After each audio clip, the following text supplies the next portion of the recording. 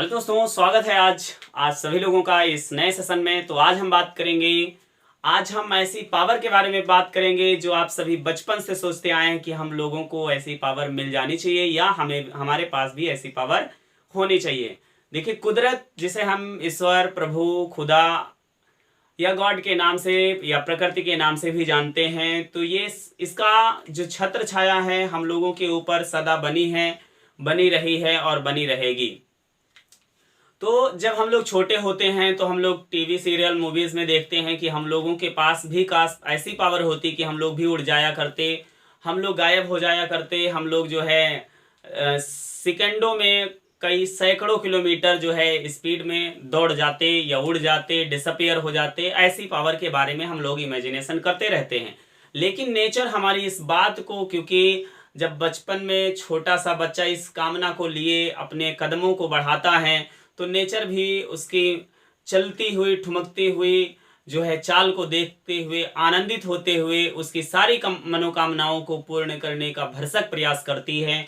और इसी प्रकार से एक हमारे पास में ऐसी अचूक पावर नेचर ने दी रखी है जिसका परिणाम आज भी जीरो से लेकर के उसके टोटल लाइफ स्पैन में कहीं पर भी कभी भी किसी भी टाइम आप महसूस कर सकते हैं, आप उसे देख सकते हैं। उस पावर का नाम है इम्यून पावर। इम्यून पावर ऐसी एक पावर है जो हम लोगों को नेचर में उपस्थित बहुत सारे जो पॉल्यूटेंट्स होते हैं, पैथोजेंस होते हैं, रोगजनक कारक होते हैं, उनसे प्रोटेक्ट कराती है। तो इस पावर को हम लोग इम्यून पावर कहते हैं, डिफेंस पावर कहते हैं। इसके लिए हल्के फुल्के काम ना होने के कारण एक अहम जिम्मेदारी होती है, अहम रिस्पॉन्सिबिलिटी होती है हमारे इस जीवन काल में, हमारे इस लाइफ स्पैन में, जिसके लिए नेचर ने पूरा का पूरा एक सिस्टम बनाकर रखा है, जैसे हम इम्यून सिस्टम या डिफेंस सिस्टम कहते हैं। तो आज हम बात करने वाले हैं इस इम्यून सिस्टम या इम्यून पावर के बारे में। तो यहाँ पर आप देख रहे हैं जो ये इम्यून पावर होती है, इम्यून पावर होती है, ये एक ऐसी शक्ति होती है, इसी को कहते हैं डिफेंस पावर। क्या कहते हैं? डिफेंस पावर कहते हैं। और यही डिफेंस पावर जो होती है बहुत सारा मिल करके एक सिस्टम बनाती है। तो उस सिस्टम को हम लोग क्या कहते हैं? डिफेंस सिस्टम कहते हैं या डिफेंस सिस्टम कहते हैं या क्या कहते हैं? इम्यून सिस्टम कहते हैं। इसके अंतर्गत ये सिस्टम इतना बड़ा है कि वैज्ञानिकों को इसको पढ़ने के लिए, समझने के लिए, संगठन के लिए, कार्य करने के लिए एक वैज्ञानिकों को ब्रांच बनानी पड़ गई, जिसे जो है क्या कहा गया? इम्यूनोलॉजी कहा गया। क्या कहा गया? इम्यूनोलॉजी कहा गया। टू स्टडी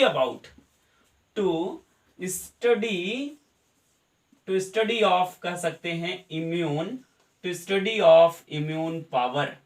मतलब इम्यून हमारे नेचर के द्वारा बनाई गई शक्ति को पढ़ने के लिए वैज्ञानिकों को एक कह सकते हैं शास्त्र बनाना पड़ गया, एक शाखा बनानी पड़ गई, जिसे हम इम्यूनोलॉजी कहते हैं।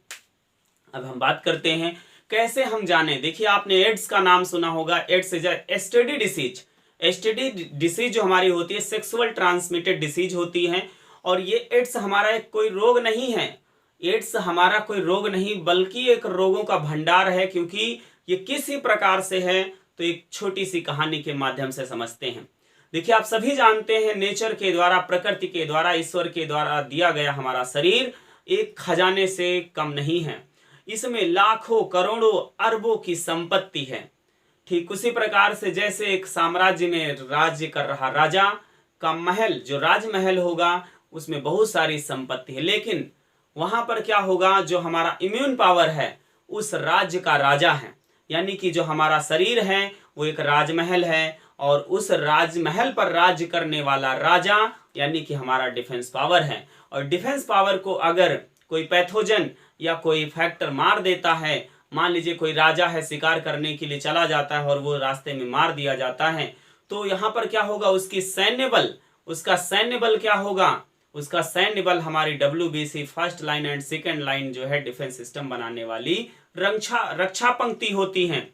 तो जब हमारा राजा ही नहीं होगा, इम्यून पावर ही नहीं होगा, तो फर्स्ट लाइन, सेकेंड लाइन और थर्ड लाइन कोई भी लाइन नहीं बचेगी। अब वहां पर राजमहल पर गेट पर जो गेटमैन खड़े हुए हैं, दरबारी खड़े हुए हैं, वो भी क्या करेंगे? बिना तनख्वाह, बिना सैलरी के वो भाग जाएंगे। फिर क्या होगा? उस राह पर चलने वाले राहगीर जब उस रास्ते से राजमहल से गुजरेंगे तो देखेंगे राजमहल में तो बड़ी शांति है।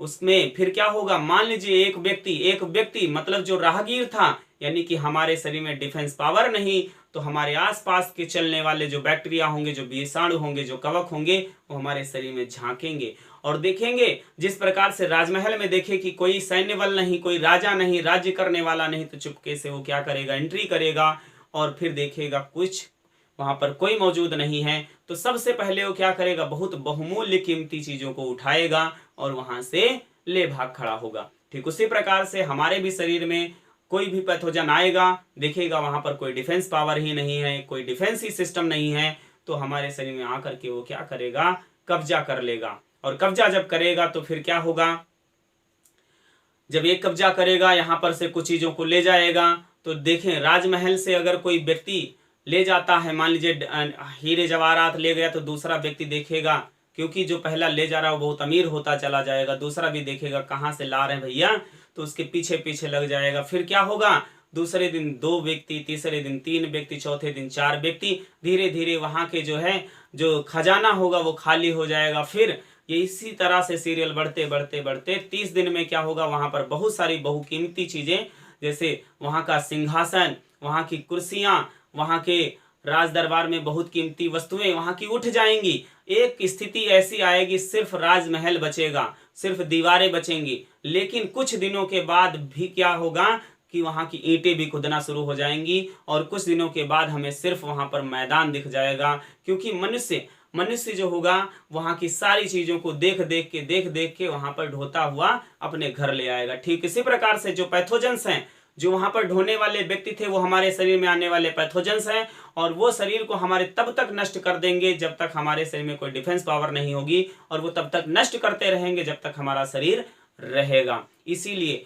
एड्स ऐसी एक घातक बीमारी है जिसमें किसी भी रोग का उपचार संभव नहीं है। इसमें क्या होता है, हमारा डिफेंस पावर ही गायब हो जाता है, राजा ही मर जाता है, तो फिर राज्य कैसे बचेगा, अर्थात हमारा शरीर धीरे धीरे नष्ट हो जाता है, क्योंकि इसमें एक बीमारी के बाद दूसरी, दूसरी के बाद तीसरी, चौथी, पांचवी आती रहती हैं। इसमें बीमारियों का आने का क्रम बना रहता है, लेकिन कोई भी बीमारी इस घर को छोड़कर नहीं जाती है। जब तक राजमहल में ईंटें बची थी, सारे व्यक्ति आते थे और ले जाते थे। जब हमारा शरीर जब तक काम करेगा तब तक बीमारियां आती रहेंगी। जब शरीर ही नहीं रहेगा तो फिर क्या होगा, बीमारियां भी अपने आप खत्म हो जाएंगी, क्योंकि हमारा शरीर ही नहीं है ना। जिस प्रकार से राजमहल की ईंटें तक की खुद गई, अब वहां पर कोई खोदने, कोई चुराने के लिए कोई नहीं आता है। ठीक उसी प्रकार से एड्स इतना खतरनाक बीमारी है, तो यहाँ पर एड्स हमारा ठीक उसी प्रकार से इतना खतरनाक है कि जब तक हमारे शरीर में एक बार एंट्री ले लिया, वो बिना शरीर को नष्ट किए, बिना उस व्यक्ति को मारे क्या करते हैं, वापस नहीं होता है, नहीं छोड़ता है। लेकिन फिर भी चिकित्सक क्या करते हैं, कुछ औषधियां जैसे जाइडोबुडाइन, डेलावर्डिन औषधियां दी जाती हैं। उन सब का कारण यही है क्योंकि बड़ी से बड़ी समस्या को हम साइकोलॉजिकली तरीके से अच्छा कर सकते हैं। हम वहां पर मनोविज्ञान तरीके से उस इंसान को भी हंस सकते हैं जिसने हंसने की उम्मीद ही छोड़ दी, जो हंसना भूल गया। लेकिन साइकोलॉजी हमारी उस ना हंस सकने वाले व्यक्ति को भी हंसा देती है। इतना पावर होती है हमारे मनोविज्ञान में, हमारी साइकोलॉजी में। तो साइकोलॉजिकली तरीके से वहां पर क्या किया जाता है, क्योंकि जब पेशेंट को दवा दी जाएगी तो पेशेंट में ये फील होगा कि हम दवा खा रहे हैं, तो उसका जो विल पावर होगा वो इंक्रीज होगा और इससे रोग में जो लड़ने की जो क्षमता होगी वो थोड़ा सा बढ़ जाएगी और उसका जो जीने का पीरियड होगा वो बढ़ जाएगा।